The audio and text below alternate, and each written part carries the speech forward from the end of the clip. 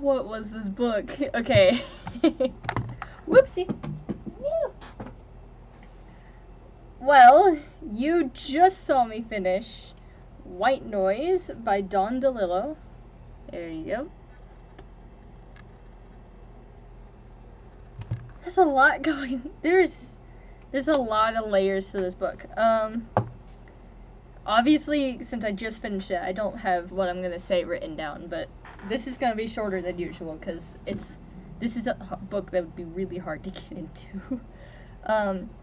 I read this book for school. I'm in a class called The Novel, which is all about like how, like the genre of like the novel, its entire genre. How did that genre come about, and what is that genre about? So we have like postmodern or post-human, and all the questioning and just different ways of telling that authors have.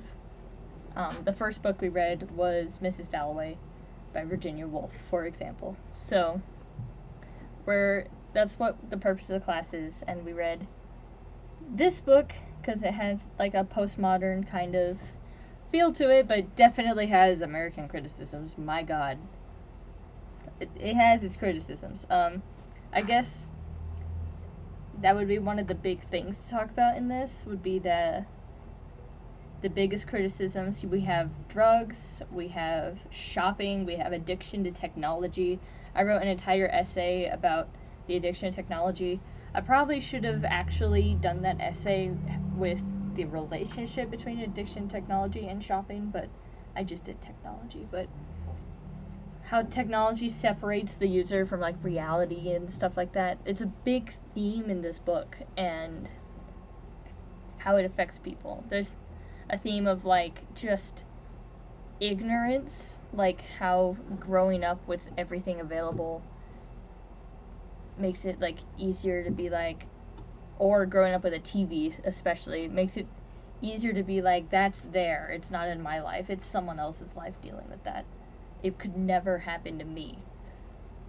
That is a huge thing with this book with the main character. He's very, very just ignorant and stupid. He thinks he's like entitled to having like a perfect problem-free life just because he lives in a high stature.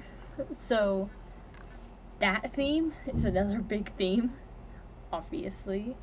A huge theme of death towards the end of the book. Like, it gets hinted at a lot, but it becomes a really big deal at the end, with the main character and his wife, Jack and Babette, both like trying to understand death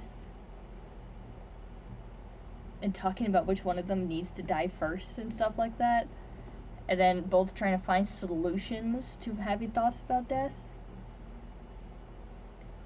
And there's this huge bit where like Murray and the doctor and these other characters, Jack himself, another doctor, there's multiple doctors at the end, have like philosophical debates on like death and like, is it natural, is it unnatural, what like helps you feel better about death. And one of them, this gets to how crazy the end of the book is, this is obviously a spoiler, but like one of them is saying that you feel more content and happier with death if you're the killer rather than the dyer.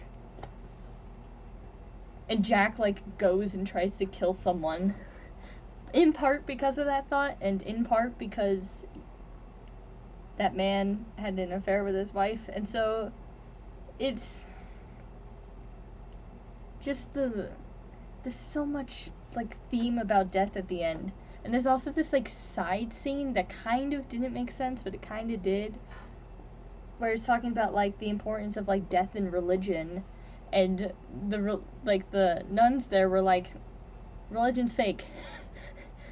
Like, death, afterlife is a stupid idea.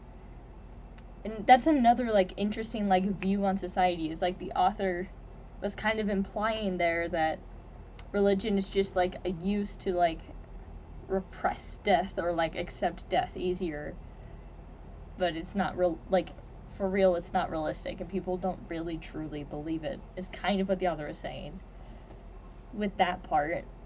There's a lot of scenes I can point out. So I guess those are like the themes that stood out to me. There's definitely others, but my brain is definitely a theme on Hitler as well, because the main character teaches Hitler studies at his college, and he's so ignorant in what he teaches. So that's another theme. Just ignoring things you don't want to accept.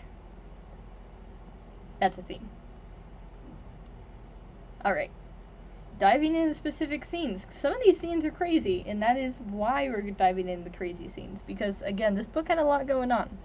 So, one of the earliest scenes that stuck out to me, other than the opening scene, that definitely was a good one, was when Jack and I think it was Heinrich. I think it's Heinrich. Jack and Heinrich were like driving in a car together, and Jack was like, it's raining, and like Heinrich's like, no, it's not raining. I heard it's supposed to rain tonight. It's not raining. And Jack's like, it's raining on the car right now. The car is wet.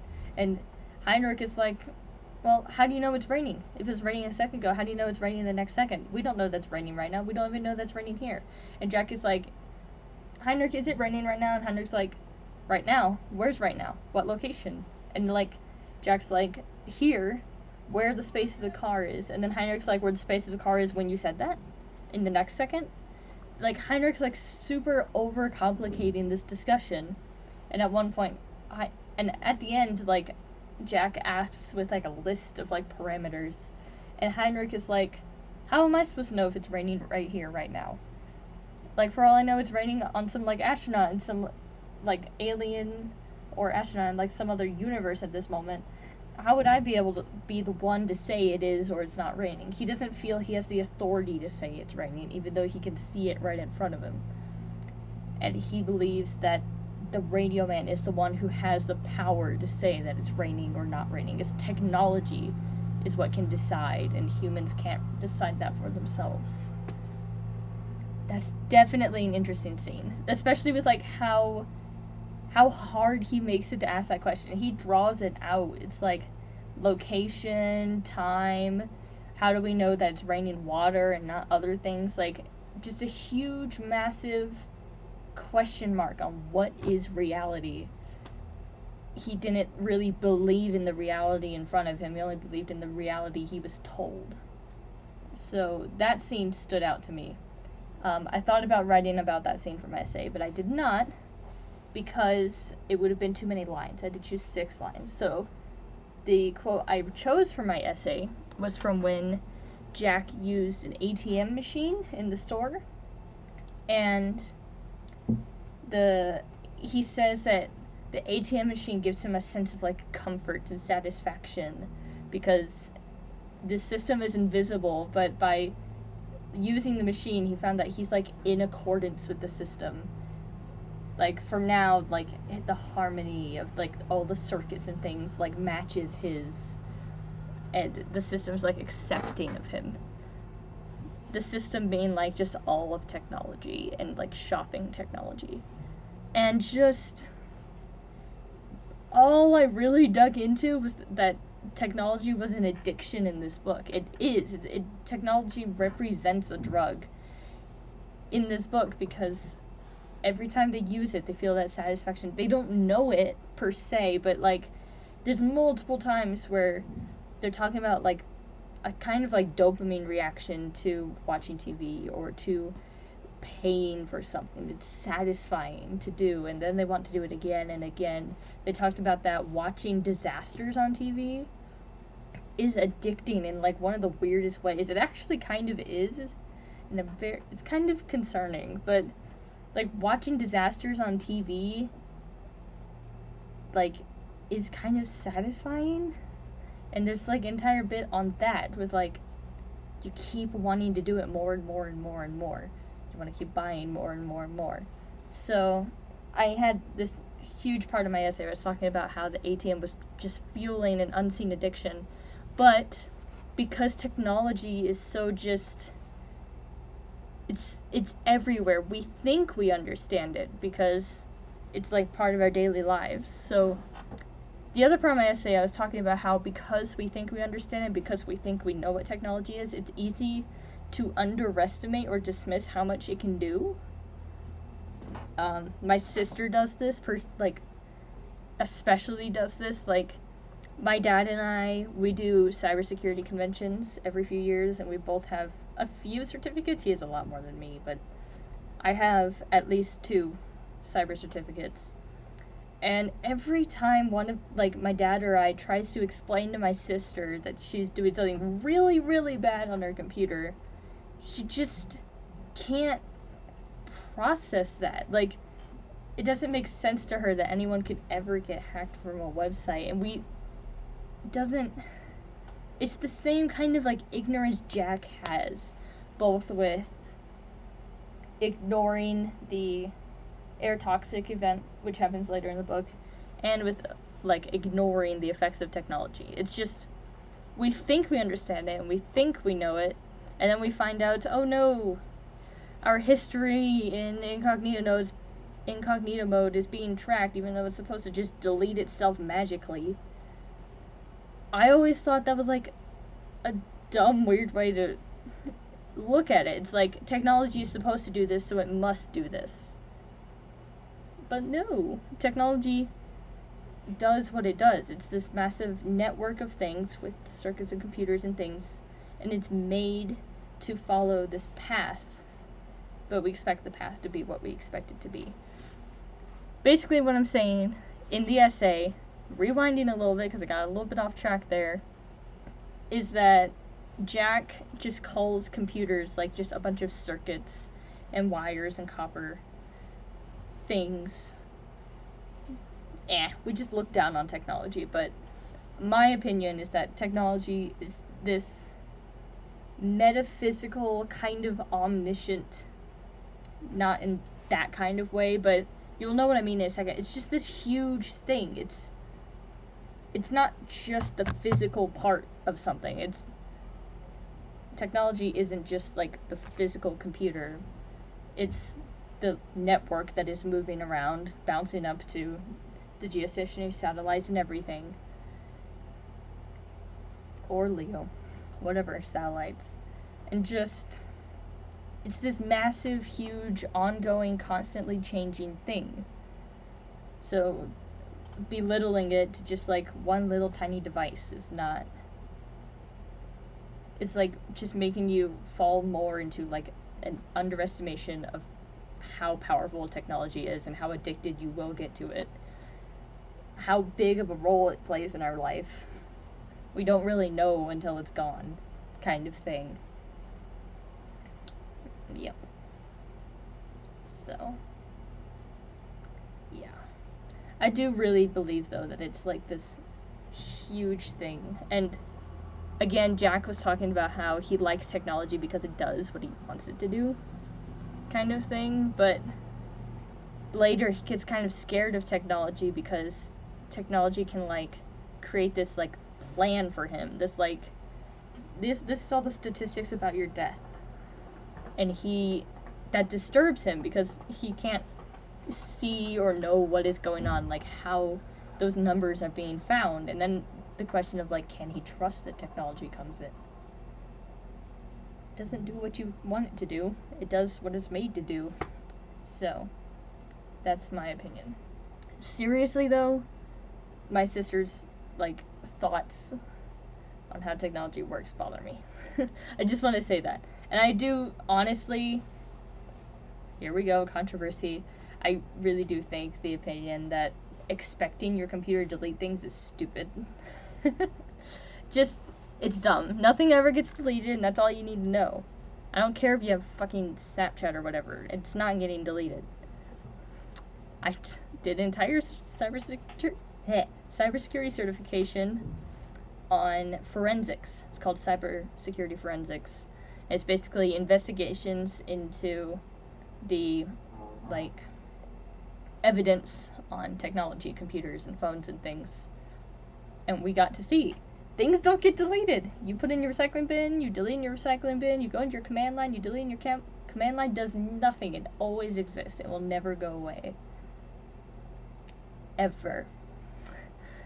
And on phones. We did it with phones too. So that's just my opinion. I've just accepted, hey, nothing goes away. It's there. Like, your computer is made to do and remember things. You can tell it to delete something, but it has that, like, memory stored, and it has the memory of having the memory stored, and etc., etc. That's my opinion. People disagree a lot. Like, a lot. An insane amount. But I don't know. When I took that class, that was, like, one of the big points of that class is no matter which device we're using, you can always find whatever you're looking for. Some people will, like, lock it away, and then we'd have to use different software to unlock it, but we could find deleted files with locks and then unlock the files. So it was a fun class, in my opinion. I thought it was fun. It's actually my, like, backup career, too. I think I'm going to stick with the engineering I have right now, but if for some reason I don't like engineering all of a sudden, I would not mind cyber forensics. It's very cool. So, there is that scene.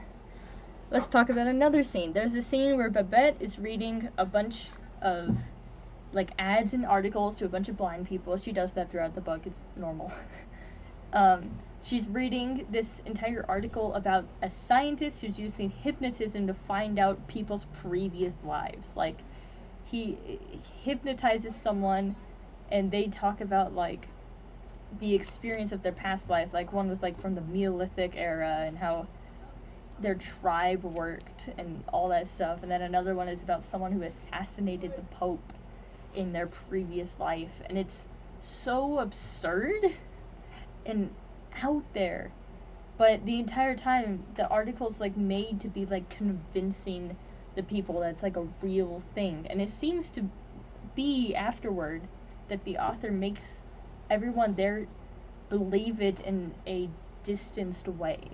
They're like, oh, that's somewhere else. Like, sure, maybe it's happening, but somewhere else. It doesn't have to do with me, which is something that happens later with the air toxic event and with the disasters on TV. It's things are away from me. They don't have to do with me. There's this detachment from reality, basically, is what we were talking about in class. If it's not happening near me, it's not part of my reality. Which is something to think about, I guess, in how we perceive the world. But if you see something through a screen, is that, like, happening? Does that affect your life? Yes, in my opinion. But again, people diverse here. But with that scene in particular, there's, like, I think, in my opinion, I may be wrong, I may be misinterpreting the author, but it seems to me that the author is making two claims. One, that, like, articles are made to, like, convince you to, like, just believe in something based on the pure fact that it's in an article. I hate articles. If you are my friends, you know how much I hate the news, and I hate reporters, and I hate journalists. I can't. I'm sorry. All of that, I hate it.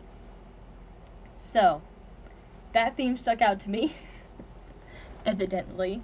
And the second one is that science is, like, so technological and is advancing so fast and stuff that we don't really know which things to believe anymore. Which I can sometimes get. During COVID, I checked the news a lot because, like, I'm talking, like, the beginning of COVID, where you would reload the news to see which states had, like, people with COVID in it. Was a thing. And one of the things I noticed was the entire huge argument on who invented quantum technology first. Was it Google, or was it Microsoft, or was it blah, blah, blah, blah, blah. First of all, completely unnecessary. Do not care. But I don't know, that's, like, one of them where, to me, it feels like those two sentences were bad. Oh my goodness. Okay. But I think those were examples where, like, look, it's quantum technology. It's something that your everyday people will not understand at all, but will put it in the news just so they believe it's happening. They don't explain the science and technology that's happening in those big, huge things anymore. is what I'm trying to say. Those, like, articles about quantum technology, most of the people who read them, most of the people who talked about it in school, and I'm mainly talking about the people who read it in school, don't actually understand any of what's going on. They're just saying there's an article on it, it's what's happening. But we don't know, what does the quantum technology have to actually do? How quantum is it? Does it just mean it thinks faster? Like, nobody actually knew back then what it was. We just knew that there were articles saying that it was happening. It was some big innovation. We didn't, without any explanation of how or why it was an innovation, other than the words quantum. So it's kind of accepting the article as fact rather than reading, like, the actual scientific paper on it. Reading like short articles written by people who aren't fluent in science rather than reading the research paper of the people who did it. What I'm trying to say. There we go. So I think that's another thing the author was getting at there. But there's a lot of crazy science in this book, especially with Dylar in the end, which has the guy who invented Dylar, who was sleeping with Jack's wife, Rip, and everything. It's like Dylar is supposed to be some medicine that, like, takes your mind off of death. I.e., it's a drug that distracts you from living. If you ask me, that's what it sounded like to me, but there's definitely a lot of ways to have interpreted Dylar in this book. But that is kind of what I grasped there. Just go with that. So, most of the theme on drugs comes from the whole Dylar thing. And technology is a drug. I feel very adamant on that one. Alright. Next up, I guess, well, I don't know much about this. I'm mostly just going to repeat what my teacher says, because I was not paying attention to this in the book, I'll be honest. But the teacher in my class, the professor,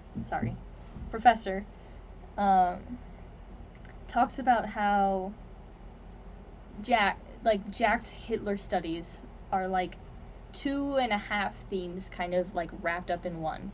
So one of the first things to note with every time Jack is like at home versus every time Jack is like teaching Hitler studies at the university, he like has like a different, he has like a way he separates himself. He like dresses differently, acts differently, performs differently. He has to have his glasses on. I think it's the glasses. It might be a hat, but he has to have this certain accessory on in order to be able to teach Hitler, so that he can like disassociate himself from teaching Hitler. But he doesn't realize he's doing it. So he's doing it on purpose without doing it on purpose. I don't know if that makes sense, but he's doing it subconsciously. There we go. To the point that he doesn't realize he's doing it. But every time he goes to teach that class, he like acts differently. He's a different person. You can tell that he tries to keep like thinking about his Hitler studies out of his daily life, unless it's like critiquing how he teaches it. It's the actual teaching part of it, not the thing itself. He does read Mein Kampf outside of the university, but like we don't really hear him doing it, kind of thing. So that is one thing to note. For sure. Give my brain a second. Just 1 second. Another part is that he feels really bad not knowing German, even though he's like one of like the main people in all of Hitler studies in the US. He doesn't like understand German. He feels guilty because he doesn't understand German. Feels like he's like missing some big part. But the part he's actually missing is like the actual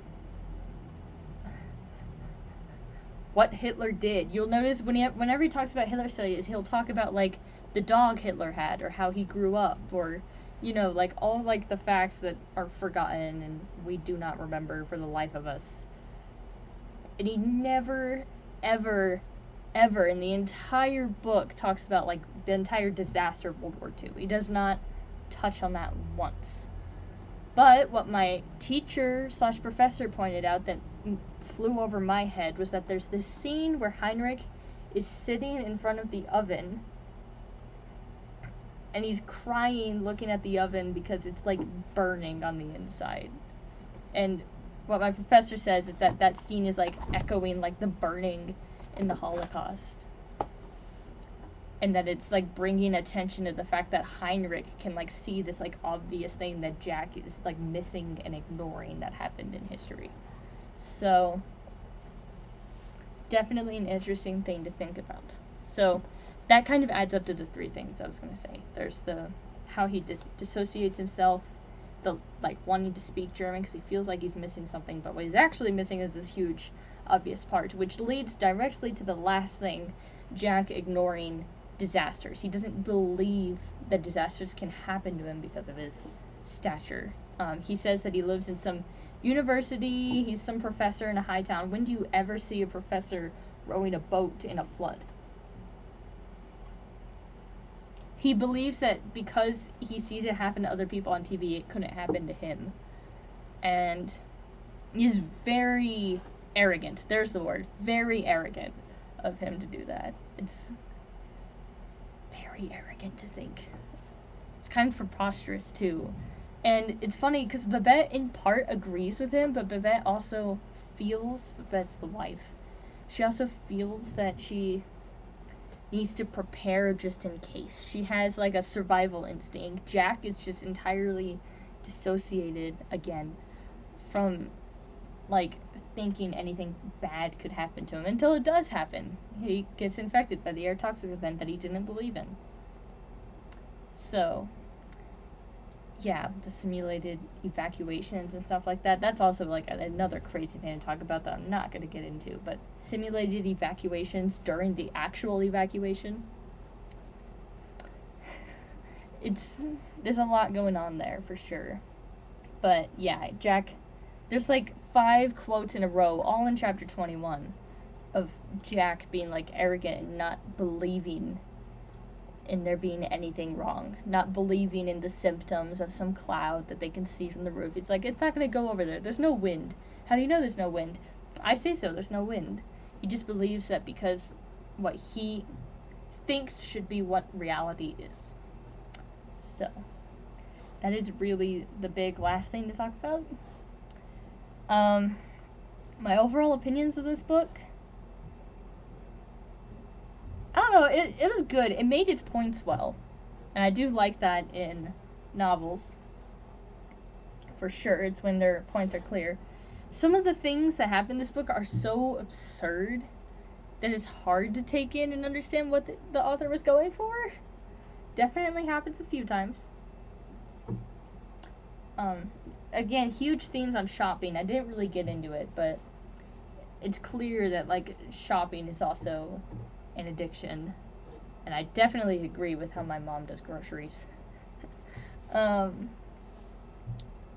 Yeah, it's a pretty good book. Now, the problem with any time I, like, rate a novel is that I'm comparing it to not novels, and it's hard to rate a novel compared to not novels, because not novels are, like, for enjoyment. I did not read this book for enjoyment. I will be honest. I may or may not have been listening at 1.5 pace, because 1 pace, it was way too slow. Gotta be honest. So, if I'm comparing it to, like, other books, it's a 3. But if I'm comparing it to other novels I've read, where A Thousand Splendid Suns is a 5, and The Stranger is a 2, rip.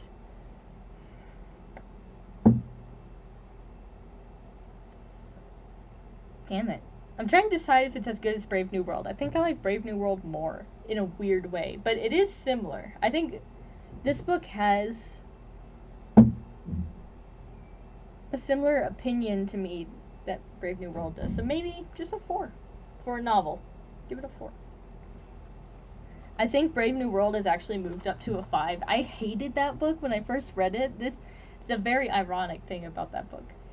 I hated it. I hated reading it because, to put it bluntly, I'm a prude, and that book did not sit well with me. Also abuse and humans are like mistreated horribly and everything. But the book grew on me because like I can see like the themes and ideas it was making, and it's harsh in how it just slaps you in the face with it, truly. And it really demonizes like chemistry and technology to the next level. So I like Brave New World now. I think it's a good book. I still need to reread Catch 22 badly. Catch 22 was good the first time I read it. I just didn't remember most of it after I read it, and I felt really bad. I still feel really bad. So I don't have an accurate rating for Catch 22. But these are like classic novels that I'm thinking of. So let me give this a 4. Okay. Favorite character? That is really hard. I kind of liked analyzing Heinrich. There's a lot going on with him, and I said that like the fact that he acknowledges the stove scene like flew over my head, but I definitely see like his like pure belief and devotion to the disasters that are happening. When the air toxic event happened, he was paying attention, trying to keep all the information in his head. You can tell that he strongly believed in it happening. So that was definitely one. Wilder at the end, just a quick comment. I have no idea what the theme here was, but it was terrifying. Wilder biking across the highway at the end of the book. Did not think, I thought that was going to go bad. I seriously thought it was going to go bad, and I'm trying to think of what was going on there. Other than the fact that the two women were just shouting and screaming rather than taking action. They were spectating a disaster, but not going to be part of the disaster. If that makes sense. They just stood on the balcony and yelled. I don't think that's what I would have done. If I saw a kid biking across a high-speed highway, I don't think I would just stand on the balcony and watch as a spectator. So I think that's the theme of that scene, but I don't get the actual like biking across the highway part. So just a side comment there. Could probably also analyze Wilder. I think Heinrich or Jack. Jack is arrogant, and he's the main character. He's kind of an unreliable narrator in a way, for sure. But I don't know. It's interesting. So that's most of what I have to say about that book. White Noise by Don DeLillo. The final discussion for it is tomorrow, and I need to make a discussion post today. It's actually due Friday, but I'm doing it today because I can. So there we go. What book is next? Hold on one second. I'm trying to return this alone. Library.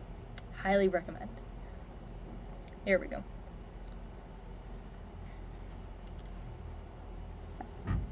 I'm excited! I'm starting it today. Did I say what day it is? I don't know. I don't think I said what day it is. It was this day, October 12th, 2021, that I finished White Noise by Don DeLillo. And it is on this day, October 12th, 2021, that I'll be starting Magician's Gambit, the third book of the Belgariad. And I learned how to pronounce names. I loaded up the list. I went down the characters. Do I remember them already? Nope. I know that Barak was the name I was trying to remember yesterday, and I still feel bad. But big red beard guy was Barak. That's who I was talking about when I said big red beard guy. But yeah, I'll be starting this soon. I'm probably going to try to finish my calc homework first, because listening to an audiobook and doing math homework is hard. Do not recommend. So, soon, I will start it.